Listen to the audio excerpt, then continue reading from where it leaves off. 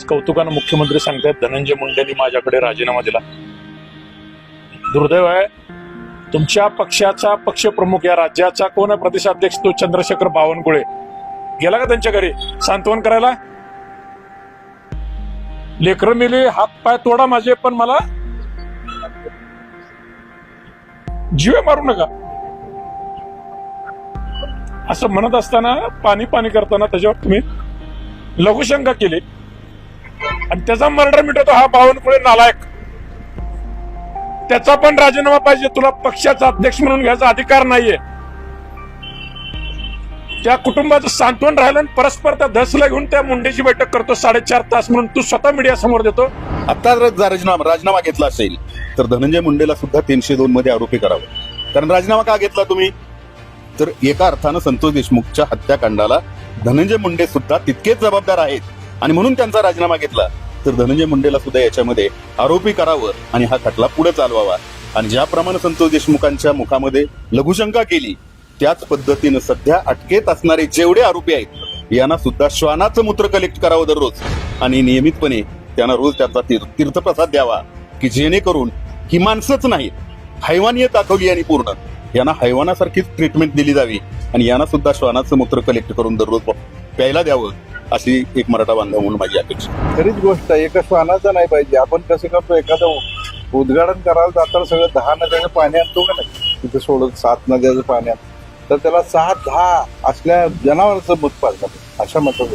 दुर्दैव या ठिकाणी म्हणावं लागेल की या राज्याचा गृहमंत्री हा या ठिकाणी स्वतःला ऍडव्होकेट म्हणून घेणारा, वकील म्हणून घेणारा, स्वतःला सुजाण म्हणून घेणारा, कर्तव्यदक्ष म्हणून घेणारा, क्षत्रिय म्हणून घेणारा हा फडणवीस आहे. आणि तुम्ही खरेच जर या ठिकाणी या पद्धतीचे विरोधावली स्वतःला लावून घेता जर असेल तर या ठिकाणी धनंजय मुंडेचा नुसार राजीनामा घेऊन या ठिकाणी चालणार नाही. त्या धनंजय मुंडेला 302 खाली 2च्या कलमाखाली आरोपी केला पाहिजे आणि त्यालाही त्या ठिकाणी शिक्षा दिली पाहिजे. आणि अजित पवार, तुम्ही फक्त भाषणात म्हणलं तर इंदापूरच्या दरार रिकामा तर त्यात मुतो का म्हणून, आता तर प्रत्यक्ष घडले. लाज वाटायला पाहिजे, जरा नैतिकता असेल ना तुमच्या पक्षात.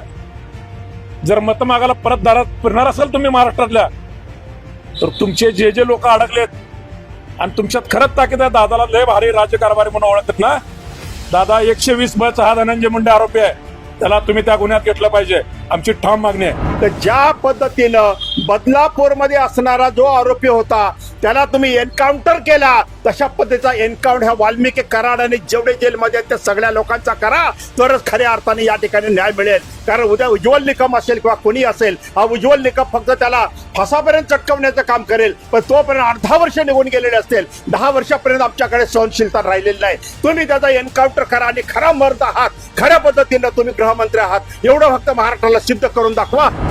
संतोष देशमुख प्रकरणात, खून प्रकरणात आता नवीन खुलासे समोर आलेले आहेत.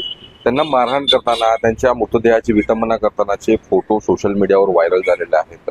कालपासून हे फोटो जे आहे सोशल मीडियावर व्हायरल होताना आज सकाळी जे आहे राज्याचे अन्न व नागरी पुरवठा मंत्री धनंजय मुंडे यांचा राजीनामा देखील घेतला गेलेला आहे.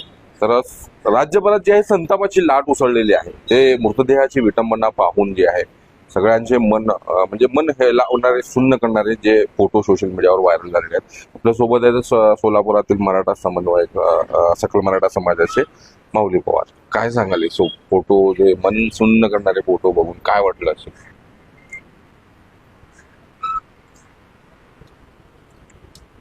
क्रूरतेचा कळस कशाला म्हणतात, मृतदेहाची विटंबना कशाला म्हणतात, हे महाराष्ट्रानं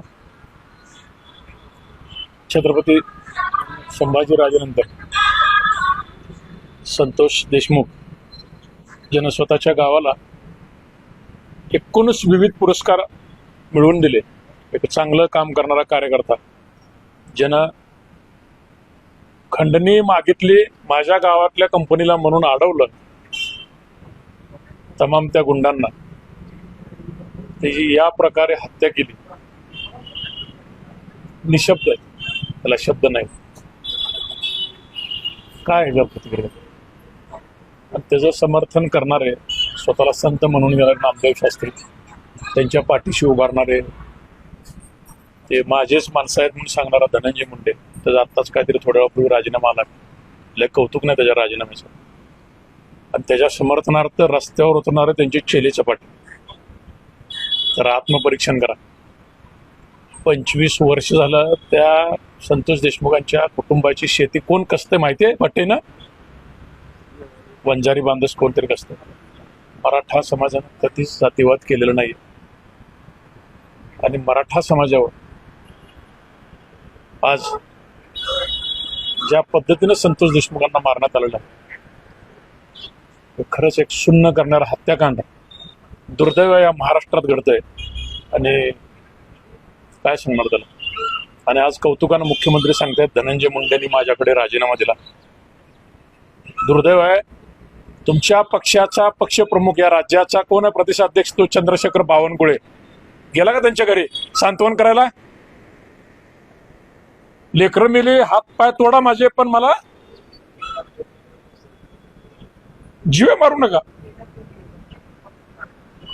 असं म्हणत असताना पाणी पाणी करताना त्याच्यावर तुम्ही लघुशंका केली आणि त्याचा मर्डर मिटवतो हा बावनकुळे नालायक. त्याचा पण राजीनामा पाहिजे. तुला पक्षाचा अध्यक्ष म्हणून घ्यायचा अधिकार नाहीये. त्या कुटुंबाचं सांत्वन राहिलं आणि परस्पर त्या धसला घेऊन त्या मुंडेची बैठक करतो 4.5 तास म्हणून तू स्वतः मीडिया समोर देतो. तमाम मीडियांच्या बांधवांचा आभार मानतो की तुम्ही सत्य उजेडात आणलं. जरांगे पाटलांनी हा विषय लावून धरला त्यानंतर सर्व पक्षीय लोक त्यात आले. आज वंजारी असणारे जितेंद्र आव्हाड त्यामध्ये अग्रभागी होते. धस होते, बजरंग बाप्पा सोनवणे होते, संदीप क्षीरसागर होते, दीपक केदार होते. ह्या सगळ्यांना त्याच्या श्रेय ह्या सरकारला नाही. नालायक सरकार आहे. 90 दिवस झाले सगळं बघत असताना त्याचा राजीनामा मागणी करत असताना तुम्ही गेलेला